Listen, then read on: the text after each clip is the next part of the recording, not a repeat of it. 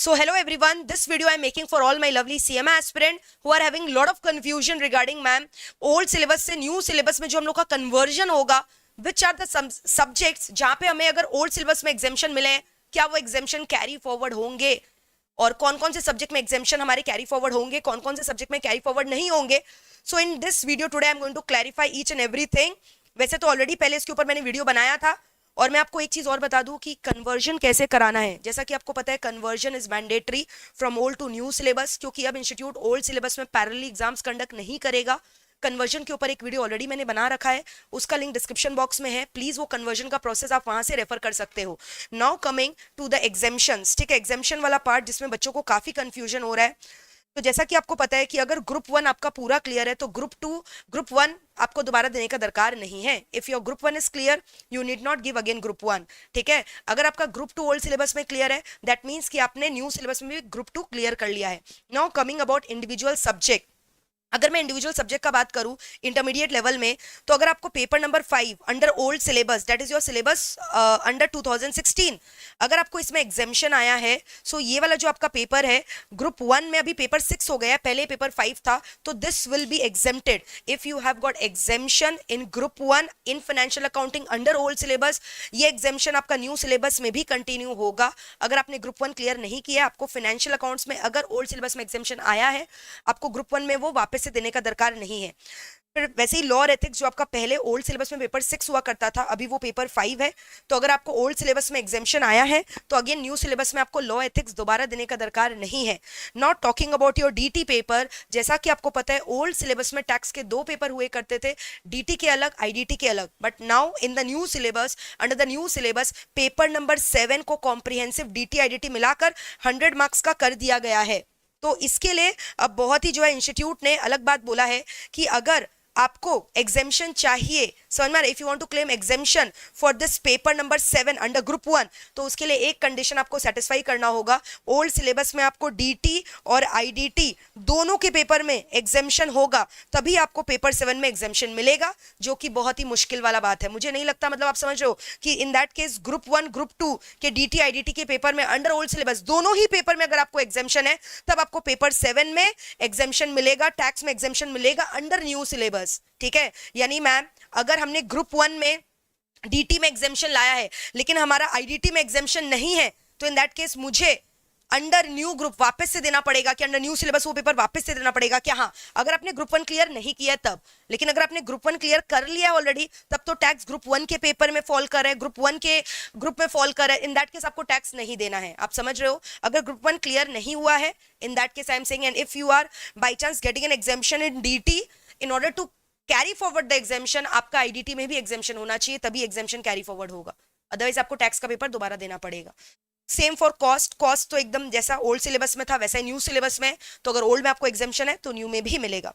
ठीक है, ओएमएसएम भी वैसे ही है, अगर ओल्ड में एग्जेम्पशन था न्यू में भी मिलेगा. Not talking about again this paper number 10. पहले कॉस्ट एफएम का पेपर एक ही होता था, बट अभी जो है जैसा आपको पता है कॉस्ट, मैनेजमेंट अकाउंटिंग और एफएम, लेकिन अभी मैनेजमेंट अकाउंटिंग और एफएम 2 अलग अलग पेपर हो चुके हैं. तो अगर आपने paper number 10 under old syllabus अपना क्लियर कर लिया है, तो अभी आपको मैनेजमेंट अकाउंटिंग यानी पेपर नंबर 12 से एग्जेम्पशन मिलेगा. बट आपको एफएम और डेटा एनालिटिक्स का जो पार्ट है वो आपके लिए पूरा नया है.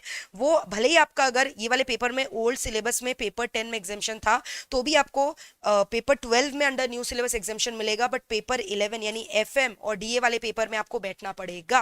ठीक है, नाउ आईडीटी के लिए ऑलरेडी मैंने आपको बता दिया है, ठीक है, कि आपको एग्जेम्पशन कैसे मिलेगा. अगर आपने डीटी आईडीटी दोनों में एग्जेम्पशन स्कोर किया है, तब इन दैट केस आपको जो है पेपर 7 से एग्जेम्प्ट मिलेगा.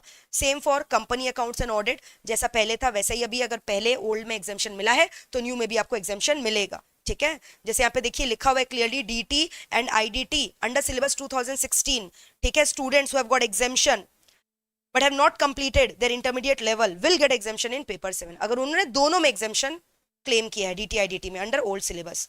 Now talking about your final. Final का तो देखो आपको पता है ऑलमोस्ट सारे सब्जेक्ट सेम ही है, तो भाई एकदम सिंपल है. जैसे अगर लॉ में आपका एग्जेम्पशन है पेपर 13 में ओल्ड सिलेबस में, तो न्यू सिलेबस में भी है. एसएफएम में है ओल्ड में तो न्यू में भी है. एससीएम में ओल्ड में है तो यहाँ पे भी है. उधर डीटी में है तो इधर भी डीटी में है. ठीक है, तो ये सारे आपके पेपर वाइज जो एग्जेम्पशन कैरी फॉरवर्ड होते रहेंगे. अब जैसे ओल्ड सिलेबस में एसपीएमबीवी में अगर आपको एग्जामेशन है तो न्यू सिलेबस में अगर आप एसपीएमबीवी ऑप्ट करते हो तो उसमें भी आपको एग्जामेशन मिलेगा। लेकिन अगर आप कोई और पेपर ऑप्ट करते हो पेपर 20 में, ठीक है, जैसे रिस्क मैनेजमेंट आपका एक सब्जेक्ट है, तो इन दैट केस आपको फिर वो पेपर वापस अपीयर करना पड़ेगा। बट जाहिर सा बात है अगर आपने ओल्ड सिलेबस में एसपीएमबीवी में एग्जामेशन सिक्योर किया है, so why will you add one more paper under new syllabus, तब in that case you are exempted from giving SPMBV paper. ठीक है, so guys this was the entire discussion about your claiming subject wise exemption for those students who were initially under old and now they are registered under new syllabus। ठीक है, तो already मैंने आपको conversion का process बताया, description box में link है, आप देख लीजिएगा।